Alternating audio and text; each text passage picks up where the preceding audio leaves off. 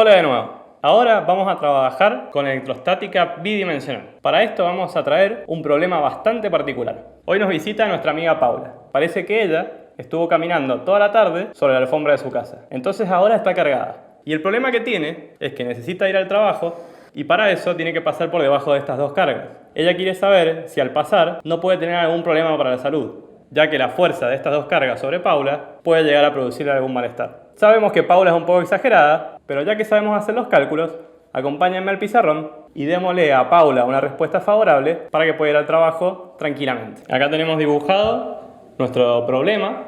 Lo que encontramos es lo que teníamos antes, como los globos van a estar acá, y acá tenemos a Paula. Como dato del problema tenemos el valor de ambas cargas que van a ser iguales. Q2 y Q1 van a ser de 2 microcoulomb. Por otro lado, Paula midió su carga antes de salir de su casa y era de 4 microcoulomb. También tenemos las dimensiones del problema, donde sabemos que Paula va a pasar por el eje de las cargas. Entonces acá en ambos lados vamos a tener la misma distancia, de 0,3 metros, y va a pasar a una altura de 0,4 metros. Fíjense lo siguiente: si nosotros dibujamos este triangulito de acá y este de acá, lo que encontramos es que son los mismos triángulos. Fíjense que tenemos la misma altura, tenemos la misma base para ambos triángulos. Con lo cual esto es un problema geométricamente hablando simétrico. Con lo cual lo que podemos decir es que el ángulo que vamos a tener acá, alfa 1, va a ser igual a alfa 2, y cuando prolonguemos esta línea que une la carga Q2 y Q, vamos a tener la fuerza que ejerce la carga Q2 sobre Q y va a formar el mismo ángulo. Lo mismo va a pasar para Q1 y Q, en donde vamos a tener el mismo ángulo. Entonces ya podemos empezar planteando que alfa 1 es igual a alfa 2, igual a alfa 3, igual a alfa 4.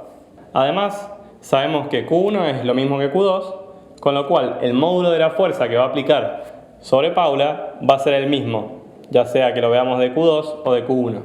Dado eso, fíjense lo siguiente: como las fuerzas son las mismas y los ángulos son los mismos, si nosotros hacemos un diagrama de cuerpo libre de Paula, lo que vamos a encontrar es lo siguiente: que las fuerzas en X son las mismas y las fuerzas en Y son las mismas. Lo que sí hay que tener en cuenta es que las fuerzas en Y van en la misma dirección y las fuerzas en X van en sentido contrario. Con lo cual, en X no vamos a tener una fuerza resultante. La fuerza en X va a ser 0 y vamos a tener una fuerza en Y que va a ser 2 veces la componente en Y de cada una de estas fuerzas. Pasemos de esta manera a hacer algunos cálculos auxiliares. Primero, calculemos el ángulo alfa. Alfa lo podemos calcular como la arcotangente del cateto opuesto, que sería 0,3, sobre el cateto adyacente, que es 0,4. Esto nos va a dar un resultado de 36,86 grados. También podemos calcular, que es de gran ayuda, la distancia que hay entre Q y Q1. Esto, fíjense que de la misma manera que calculamos el ángulo, aprovechando que es un triángulo rectángulo, podemos calcular la hipotenusa de esto. De esta forma, vamos a llamar a esta distancia R y la vamos a calcular de la siguiente manera. R va a ser la raíz cuadrada de 0,3 cuadrado más 0,4 cuadrado. Esto nos da una distancia de 0,5 metros. Pasemos ahora a calcular la fuerza.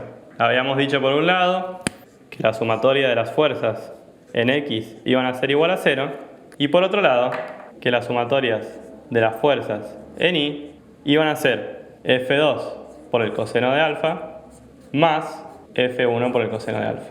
Calculemos la sumatoria de fuerzas. Fíjense que podemos sacar factor común en el coseno de alfa. Entonces tenemos sumatoria de fuerzas en Y es igual a F2 más F1 por el coseno de alfa. Conociendo entonces cómo se calculan estas fuerzas, gracias a la ley de Coulomb, solamente queda plantearlo.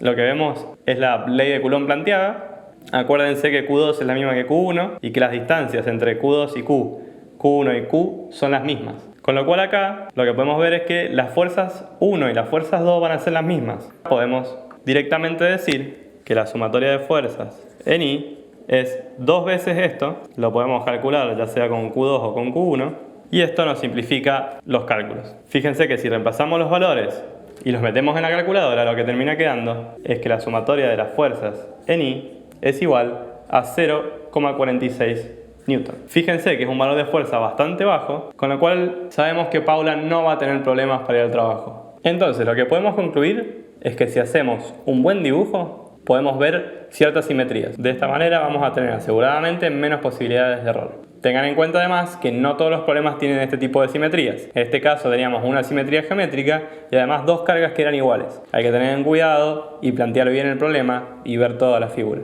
Nos vemos en el próximo video, donde vamos a introducir nuevos conceptos.